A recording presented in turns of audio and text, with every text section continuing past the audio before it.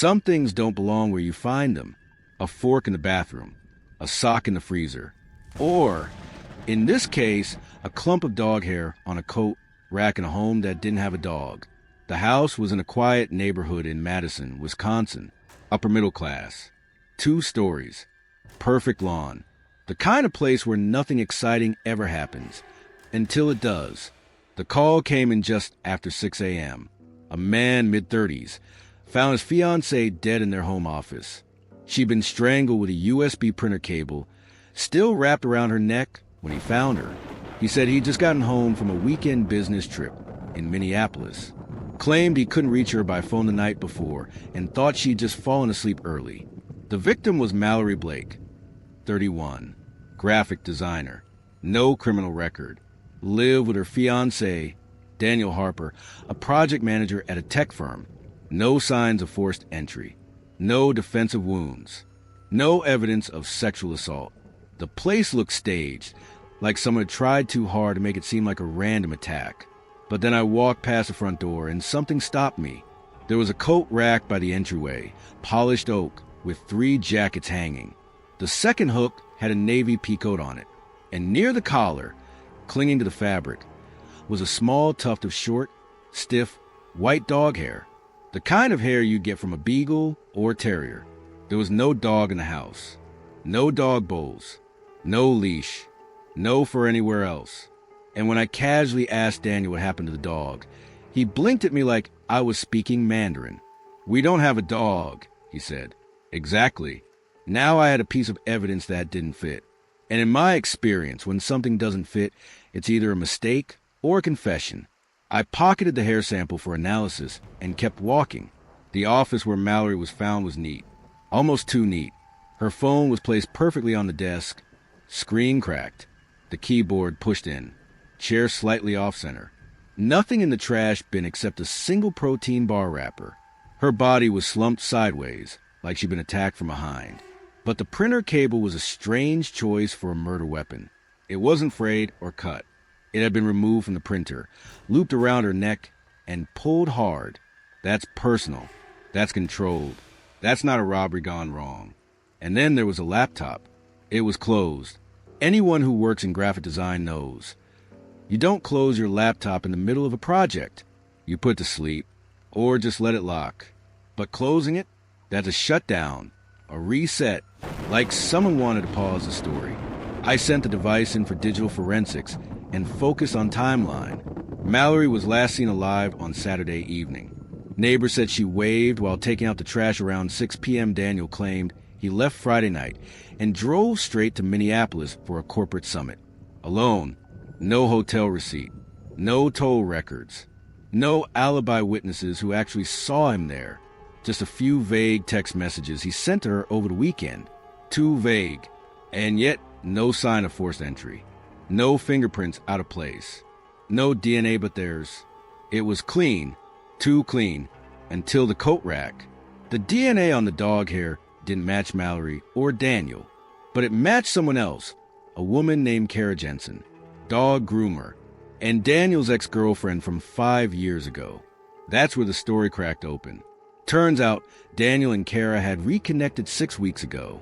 Secretly, she still had the same dog, a wiry little Jack Russell. The same one that sheds white hair like it's going out of style.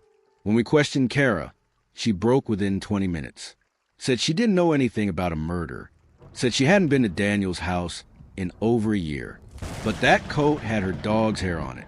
Fresh. Eventually, she admitted it. She'd been to the house that Friday night. Daniel had invited her. Mallory was supposed to be out of town visiting her parents. But Mallory had changed plans last minute. Came home early. Walked in on them. There was yelling, crying. Kara ran out the back. Daniel stayed behind. He told her he'd handle it. What Kara didn't know was that handling it meant wrapping a cable around Mallory's neck and fabricating a timeline with a fake trip. He thought he cleaned everything, thought a wiped laptop, and a closed window would erase the chaos.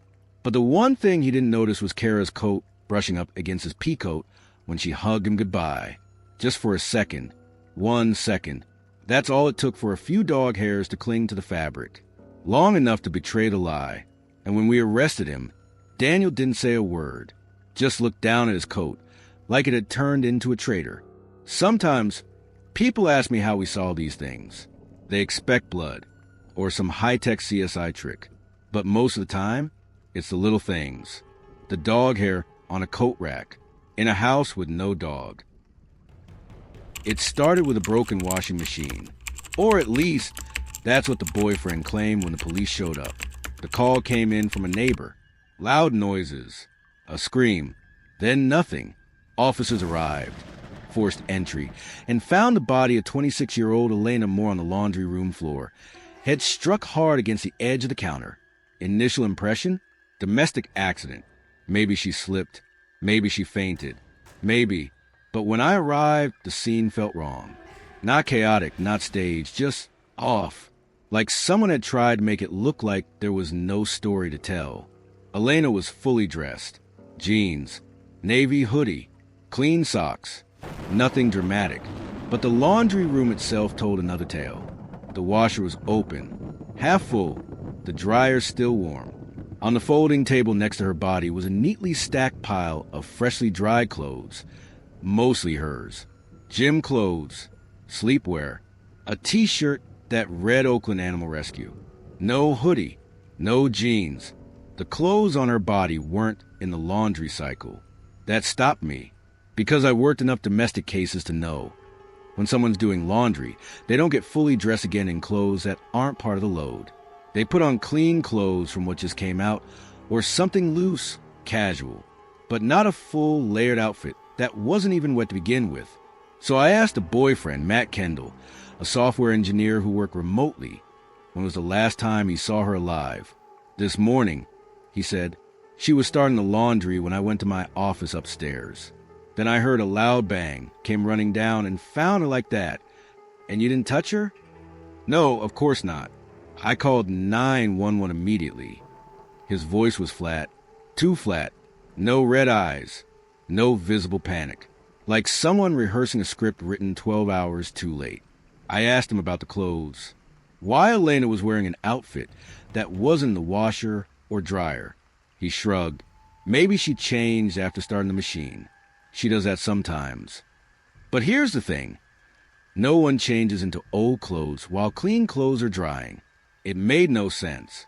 Then I noticed the phone. Her phone, on top of the dryer. Screen down, charger still plugged in. Battery at 8%. And open on the screen, a voice memo. Recording. I tap play. Muffled voices. Tension. Elena asking something. Matt telling her to calm down. Then, don't go through my stuff. Elena, that's not. Crash. Thud. Silence. She had been recording the argument. Whatever happened after that, she didn't get the chance to stop it. Now it was a homicide. Forensics confirmed the cause of death. Blunt force trauma to the side of the head, followed by suffocation. Her hoodie had fibers from a towel, one that wasn't in the wash. Blood spatter under the counter. Low angle. A smear near the edge, like someone tried to clean it with a damp cloth and gave up.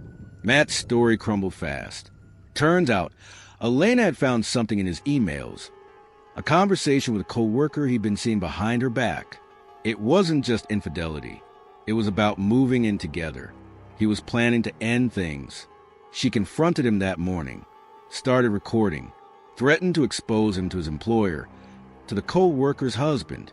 He snapped. He hit her. She collapsed, and in a panic, he pressed a towel over her face until she stopped moving.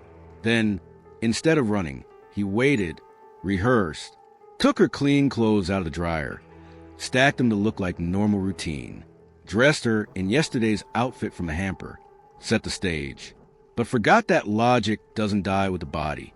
Clothes tell stories. The dryer tells time. And people don't switch into dirty clothes while clean ones wait to be folded. It was a detail, small, insignificant to anyone else, but it was enough to unravel a lie dressed in silence. And that's how she spoke back, not with a scream or a note, but with the clothes that didn't match the laundry.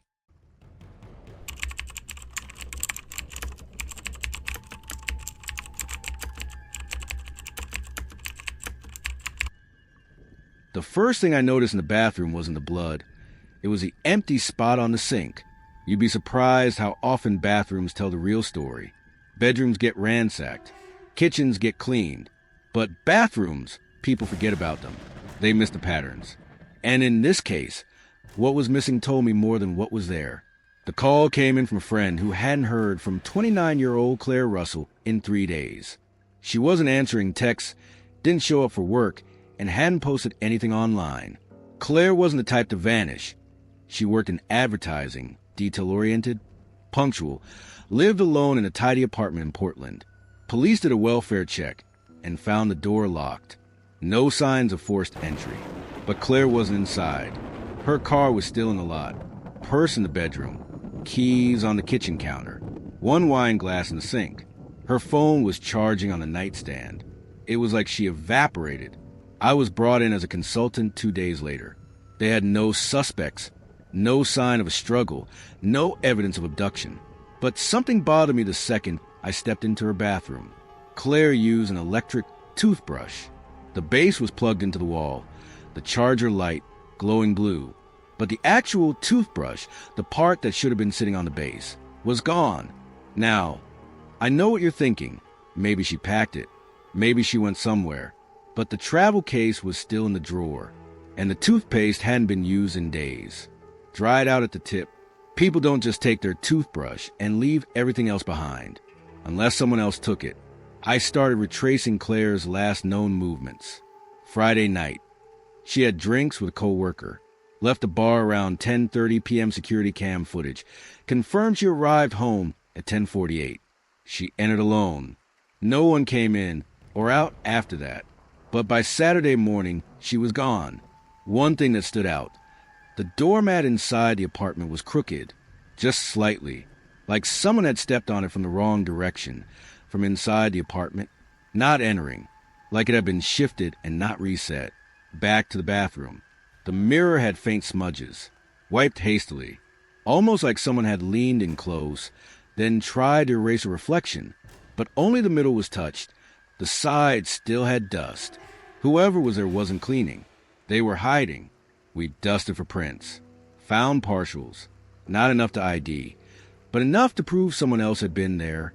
And then, behind the trash bin under the sink, we found it, a single-use latex glove. Inside it, trace amounts of Claire's blood. Now it was officially a crime scene. We pulled security footage from the building across the street. It showed someone leaving Claire's building at 4:13 a.m. Saturday. Hoodie, baseball cap, carrying something wrapped in a dark blanket. No face, no license plate, but the body language was tense, controlled. And that's when it hit me, the toothbrush. If someone killed Claire in that apartment, and there was no weapon, no visible struggle, and no blood anywhere, what if the toothbrush was a weapon? Electric toothbrushes aren't gentle. Some models spin up to 8,000 times per minute. Applied with force to the back of the throat or inside the nose, it could incapacitate someone. Quiet, fast, no blood spray. We sent a list of Claire's recent online orders to forensics. 2 weeks before she disappeared, she'd order a replacement head for her toothbrush and a backup unit. But the backup was still in the packaging. The killer had used a toothbrush, then taken it, not just to remove evidence, but because it was evidence. A week later, we got a hit. A man named Evan Griggs, who worked part-time maintenance at her building, had a sealed arrest record for assault. His prints were partial matches to the ones from the bathroom. When we searched his apartment, we found a trash bag with bleach-stained clothes, and buried deep in the back of his freezer, hidden behind a tub of ice cream, was Claire's toothbrush. Blood on the bristles. Her DNA, his fingerprints. He confessed in pieces. Said she rejected his advances. Said he snapped, that it wasn't planned. But the details didn't line up.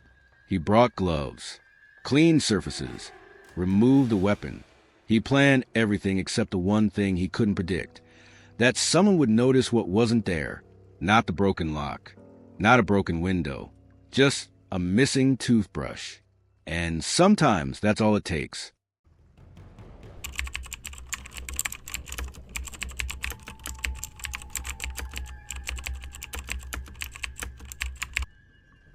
It was one of those scenes that made your brain itch. Not from gore, not from chaos, but because something in the silence screamed louder than words. The apartment belonged to Donald Price, 62 years old, retired accountant, lived alone. No criminal record, no history of mental illness, no strange behavior reported by neighbors. Yet now he was dead. Found seated upright in a wooden chair in his living room, hands resting on his lap, head tilted down slightly, like he'd simply fallen asleep and never woke up. But here's the thing. The chair, a plain oak reading chair, was facing the wall. Not angled, not pushed aside. Planted directly in the middle of the room, about 2 feet from the bare white wall, with no paintings, no shelves, no decorations. Just a blank surface. As if someone had turned it with purpose and placed him there to... what? Stare at nothing? That's what drew me in. It wasn't natural. People don't sit like that. Not to watch TV. Not to read. Not to rest. And certainly not to die. The scene had no blood. No signs of a struggle. No forced entry. Nothing stolen. A sealed apartment. Door locked from the inside. No defensive wounds on the body. No drugs in plain sight. The medical examiner's initial assessment. Cardiac arrest. Natural causes. But if it was so natural, why did everything about the setup feel arranged? I looked around the room. Dust patterns. Impressions on the carpet. That's where you find truth. Not in what's visible, but in what should be visible. And sure enough, there it was, a faint semicircle on the floor, about a meter behind the chair. Like something heavy had been moved, dragged, maybe a rug pulled slightly off-center. The armrest of a nearby sofa had a scuff mark that looked fresh, like someone gripped it hard. But no bruising on Donald's hands. So who had moved what? That chair had been facing the window. There was sun bleaching on the back, not the front. It had been there for months, if not years, always pointing toward the view, until recently. Who turns a chair around to face a wall, then dies? I pulled his phone records. No unusual calls. Last text sent 2 days prior. To his daughter. Just said, "Come by when you can. I found something." She hadn't responded. Inside the trash bin, under layers of coffee filters and torn envelopes, was a crumpled photograph, burnt at one corner. Pulled out carefully, we pieced it back together. 3 people, Donald, a woman, late 30s, and a teenage boy. No names on the back. The woman's face was scribbled over with blue ink. We showed it to the daughter. She didn't recognize the woman or the kid, but the date in the corner was from 8 months ago. Donald had mentioned in passing that he'd reconnected with someone from his past, a woman named Lena, a high school flame, now divorced. They had coffee once, she said, but he hadn't mentioned her again. Neighbors confirmed she'd been visiting the apartment occasionally. Always late, always brief, never more than 30 minutes. We ran Lena's name. She'd changed it. Used to be Lena Mitchell, now Lena Porter. Her ex-husband died under strange circumstances in 2019, also sitting in a chair, also declared natural causes. But the parallels were too tight. When we visited Lena, she was calm, too calm, said she hadn't seen Donald in months, claimed he'd ghosted her. But when we asked about the boy in the photo, her voice faltered, claimed he was her nephew, not her son. He wasn't. Facial recognition matched the kid to a missing persons report from 5 years ago. A case closed prematurely when the father confessed to taking him overseas, only to vanish with him. That father was Lena's ex-husband, the one found dead in a chair. Now it was starting to click. Donald had found something about the boy, about Lena. Maybe she'd slipped up, told him too much. Or maybe he'd started digging. She needed to shut him up, but she didn't want it to look like murder. Toxicology later confirmed it. A rare muscle relaxant, nearly untraceable, absorbed slowly through the skin, likely delivered via drink or even direct contact, causes paralysis, then cardiac failure. The chair? That was the message.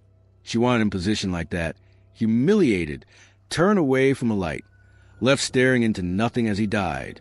Maybe it was symbolic, maybe it was psychological, but for her it meant something. For us, it meant motive. We arrested Lena 2 days later, found traces of the compound in her purse lining, and a second photograph in her drawer, this one not burned. Same 3 people, same date. Only this time, Donald's face was scribbled out. Sometimes a murder doesn't shout. It doesn't bleed or scream. Sometimes it just turns a chair around and waits.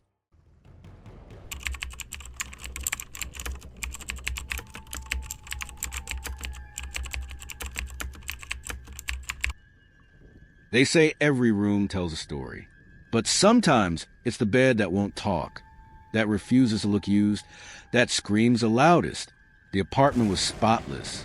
One of those minimalist condos downtown, all clean lines and neutral tones. Belonged to a woman named Amy Caldwell, 34 years old, pharmaceutical rep, traveled often, lived alone.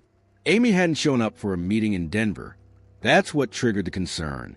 Her employer called, then a neighbor, then her sister.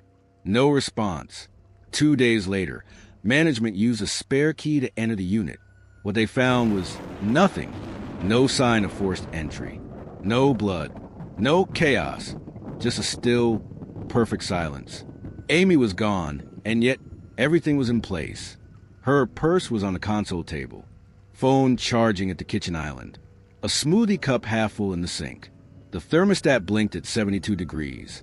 I was called in on the 3rd day. The local detectives couldn't find a thread to pull. I always start with the bedroom. Bedrooms don't lie. People forget to clean them up when they fake a scene. But Amy's bed, it was untouched. Not just made, untouched. The kind of untouched you see in hotel rooms where no one's checked in. Sheets tight, corners sharp. Throw pillows still stacked perfectly. That's when I paused, because Amy had arrived home from a work trip the night before she vanished. The security camera caught her entering the building at 9:41 p.m., pulling a rolling suitcase. She took the elevator, never left again. She came home, but she never slept. Her luggage was next to the bed, zipped shut, still packed. That made no sense. I opened it. Inside, clothes for 4 days, neatly folded. Toiletries. Nothing unusual, except the absence of one thing. Pajamas. She didn't unpack, didn't change, didn't prepare for sleep. Then I checked the bathroom. Her toothbrush was still dry, shower towel untouched, makeup wipes unopened. It was as if she came home, stood there, and then disappeared. Here's where it got stranger. The neighbor across the hall said she heard the sound of footsteps that night, heavy ones, around 11 p.m., then a loud thump.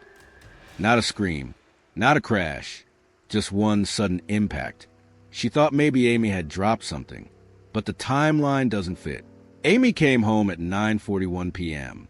The noise was heard at 11:03 p.m. So what happened in those missing 82 minutes? We pulled camera footage from the hallway.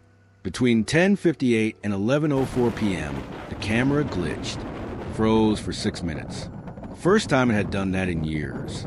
But in the elevator footage, something caught my eye. At 10:57, the elevator stopped on Amy's floor. Doors opened. No one visible got on. The elevator sat open for 8 seconds. Then the doors close again. That's not normal. Elevators don't open by themselves. Someone called it. Someone was there. We dusted Amy's door frame. Found a faint smear, partial glove print, on the inside. I started looking into her recent contacts, travel records, hotel receipts. In her last work trip to Atlanta, she met with a potential client, Dr. Colin Marston, a biotech researcher. Nothing criminal in his background, but something about his timeline felt staged. When I called his office, his assistant said he was at a conference in San Diego, but surveillance showed he was in Portland 2 nights ago, just blocks from Amy's place. When we questioned him, he claimed they had drinks once, nothing more. But texts recovered from Amy's phone, backed up to the cloud, painted a different story. He'd been pursuing her, aggressively. She told him to stop. He didn't. Then came the last unsent draft in her phone's notes app. If something happens to me, check Colin. She never hit send. That was enough for a warrant. Inside Colin's condo, behind a locked storage cabinet, we found Amy's missing pajamas, folded, still warm under artificial light. Her DNA was on them, along with something else. Residue from a tranquilizer. He never planned for blood, never planned for a scene. He used the kind of silence you can't detect, a compound that acts fast, leaves no mess, and knocks you out in minutes. He'd entered her apartment with a duplicate key, subdued her, carried her out before the glitching hallway camera came back online, all without disturbing the bed, because in his twisted sense of control, sleep meant permanence, sleep meant peace. But she never got to lie down, and that was a tell. That was a mistake. The bed was never slept in, and that's what kept me awake.